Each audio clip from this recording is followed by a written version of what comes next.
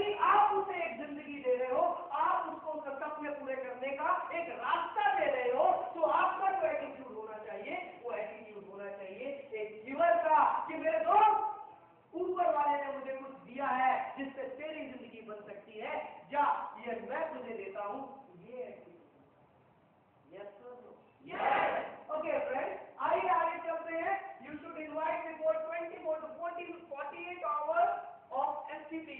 आपके एरिया में जमा पर्ची एसटीपी हो रहा है, उसके 24 से 48 घंटे पहले इनवाइट करें। कहीं ऐसा ना हो एक हफ्ते पहले इनवाइट कर दिया, आजकल लोग 2 घंटे पहले भी बात को भूल जाते हैं, एक हफ्ता पहले इनवाइट कर दो तो भूल ही जाएगा, वो आएगा। तो जब भी आपके एरिया में प्लान शो हो, उसके 24 से 48 घंटे पहले आपको इनवाइट करना है। Put a question with a question, never answer any question. Mean सवाल के आगे सवाल खड़ा कर दो, सवाल का जवाब ना दो। अभी आपके मन में सवाल आ गया, नहीं क्या सिखा रहे हो? लेकिन दोस्तों ये वो चीज है जो आपकी जिंदगी में हर जगह काम आएगी, क्योंकि इसके पीछे लॉजिक ये है, बहुत से लोग सवाल इसलिए नहीं पूछते कि उन्हें जवाब चाहिए, बहुत से लोग सवाल इसलिए पूछते हैं क्योंकि उनका मकसद सिर्फ और सिर्फ सवाल पूछना। वो जवाब नहीं सुनना चाहते, तो जो जवाब नहीं सुनना चाहता उसे जवाब न सुनाए, उसके सवाल के आगे सवाल करा। क्लियर हो रहा है? Put a question with a question, never answer any question while invitation.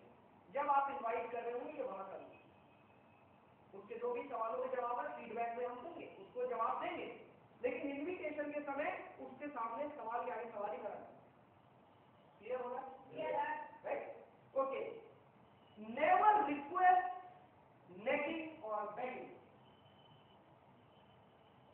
क्योंकि बहुत से लोग हमारी सोसाइटी में ऐसे होते हैं जिनकी आदत होती है हमेशा रिक्वेस्ट करने की। बेचारे इतने झुके हुए लोग होते हैं, कमर यहाँ से यहाँ से झुक जाते हैं, और जब वो हमारे बिजनेस में आते हैं तो ऐसे झुक जाते हैं, भाई साहब आ जाओ, भैया प्लीज आ जाना, आप आओगे तो मेरा बिजनेस चलेगा। ऐसे भाई साहब को बुलाने की बिल्कुल भी जरूरत नहीं। Never ever request. आप किसी को कुछ दे रहे हो, आप किसी से कुछ ले नहीं रहे, you should feel proud of it. आपको स्मार्ट वैल्यू के समय, स्मार्ट वैल्यू के प्रोग्राम में इनवाइट करते समय आपको प्राउड फील होना चाहिए कि मैं किसी को कुछ दे रहा हूं, किसी से कुछ ले नहीं रहा। You should order, you should not request. Clear हो रहा है मेरे दोस्तों? आइए, play the role of a teacher. आपको किस तरीके से बात करनी है, आपका इन्विटेशन कैसा होना चाहिए? आपका इन्विटेशन होना चाहिए एक टीचर की तरह। जिस तरह से एक टीचर एक स्टूडेंट से बात करता है, वैसे आपको बात करनी है, उस टोन में आपको बात करनी है, उस मेंटालिटी से और उस एटीट्यूड से आपको बात करनी है। आइए आगे चलते हैं। Now inviting process. अब ये प्रोसेस है, सबसे पहले आपने कितने लोगों की लिस्ट बनाई थी? 300। देखिए कितना बढ़िया फिगर आ गया। 300 मूवी देखी थी? देखिए वही 300 इस लिस्ट में आ चुके हैं। अब इसी 300 में से स्पार्टन्स निकल कर आएंगे। यस। तो सबसे पहले एक शॉर्टलिस्ट कर लो, इनमें से कितने लोगों को पहले बुलाना। क्या क्या करना था हमारे को पहले बुलाने के लिए? मैं आपको बता दूं, क्रिएट अ सिचुएशन, या इससे भी पहले एक और बात बताता हूं कि जब आप अपनी चीजों की लिस्ट देखें, कुछ चीजों का ध्यान रखना है इनवाइट करते समय। सबसे पहली चीज, ए और बी कैटेगरी के लोगों को बुलाना है, सी को नहीं बुलाना।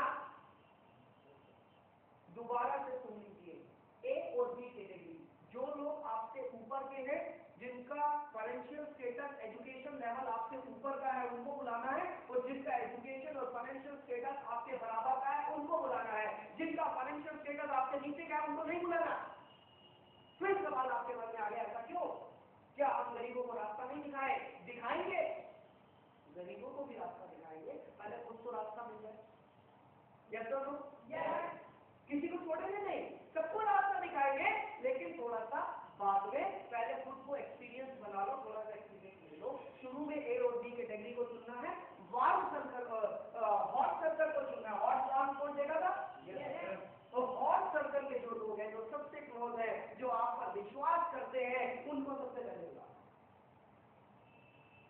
एक चीज का और ध्यान रखना है, जो लोग एक दूसरे को जानते हैं उनको कभी भी इकट्ठे नहीं बुलाना। इकट्ठे नहीं बुलाना से मतलब क्या है? आप चारों